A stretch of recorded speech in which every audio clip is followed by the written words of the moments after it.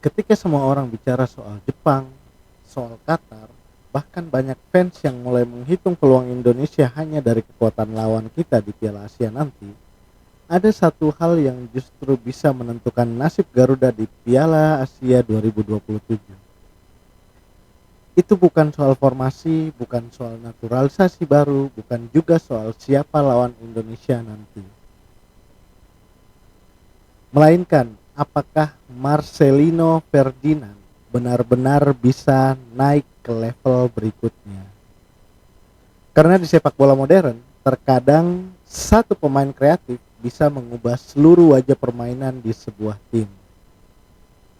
Dan semakin kita melihat perkembangan timnas Indonesia sekarang, semakin terlihat bahwa Marcelino bisa menjadi pusat dari semuanya.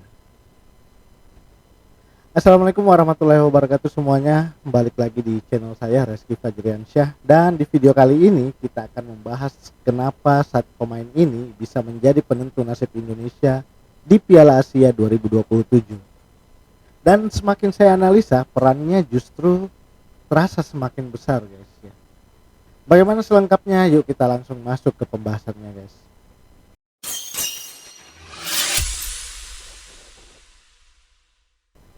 Di era sepak bola modern, hampir semua tim kuat punya satu pemain yang menjadi pembeda. Jepang punya pemain-pemain kreatif dengan visi cepat, Qatar punya Akram Afif, Korea Selatan punya Son Heung-min. Indonesia perlahan peran itu mulai mengarah ke Marcelino Ferdinand. Bukan cuma karena skill, tapi karena dia punya sesuatu yang jarang dimiliki pemain Asia Tenggara. Keberanian mengambil keputusan di bawah tekanan, dan ini sangat penting di turnamen seperti Piala Asia. Ketika kita melawan tim besar seperti Arab Saudi, Irak, Indonesia mungkin tidak akan banyak menguasai bola ya.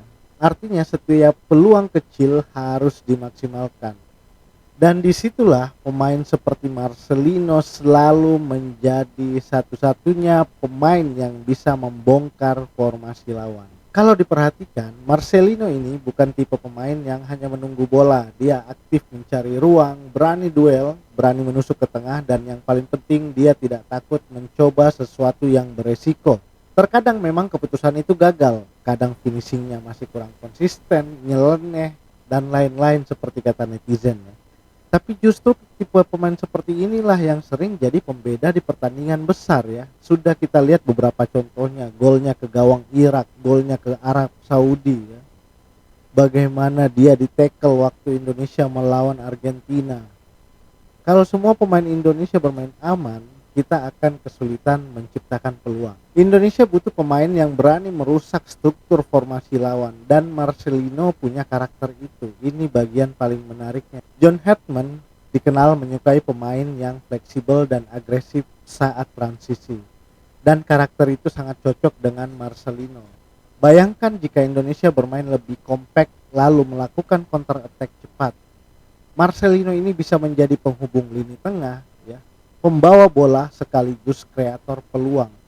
Kita ingat waktu dia membawa bola dari bawah melewati beberapa pemain Vietnam namun di tackle di ruang dekat kotak 16 Vietnam ya.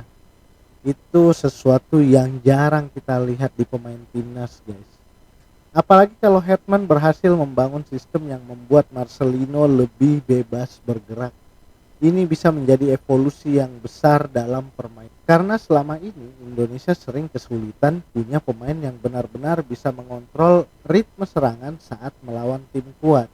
Dan inilah yang jarang dibahas. Marcelino ini punya bakat besar, tapi di level Asia bakat saja memang tidak cukup ya. Ada satu hal yang masih harus ditingkatkan. Konsistensi pengambilan keputusan. Memang kadang dia terlalu lama memegang bola, kadang emosinya ikut naik saat pertandingan panas.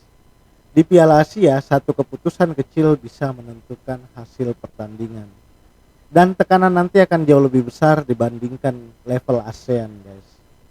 Kalau Marcelino berhasil naik level secara mental dan keputusan bermain, dia bisa menjadi pemain yang benar-benar membuat Asia mulai memperhatikan Indonesia.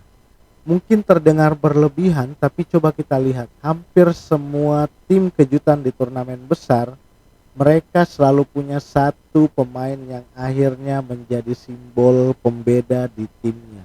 Dan Indonesia sekarang butuh sosok itu kembali. Kita butuh Marcelino untuk kembali ke performa terbaiknya bersama tim nasional Indonesia. Marcelino ini punya mental, teknik, keberanian, dan aura pemain besar, guys. Pertanyaannya sekarang tinggal satu. Apakah Piala Asia 2027 akan menjadi panggung lahirnya versi terbaik Marcelino Ferdinand, atau justru tekanan besar akan menjadi ujian terberat dalam karirnya? Kalau menurut kalian bagaimana, guys? Apakah Marcelino ini benar-benar bisa menjadi pembeda timnas Indonesia di Piala Asia 2027, atau mungkin ada pemain lain yang menurut kalian lebih penting? Tulis pendapat kalian di kolom komentar ya. Dan jangan lupa subscribe karena kita akan terus membahas perkembangan timnas Indonesia dan sepak bola. Terima kasih buat yang sudah menyaksikan sampai selesai. Kita ketemu di video berikutnya. Wassalamualaikum warahmatullahi wabarakatuh.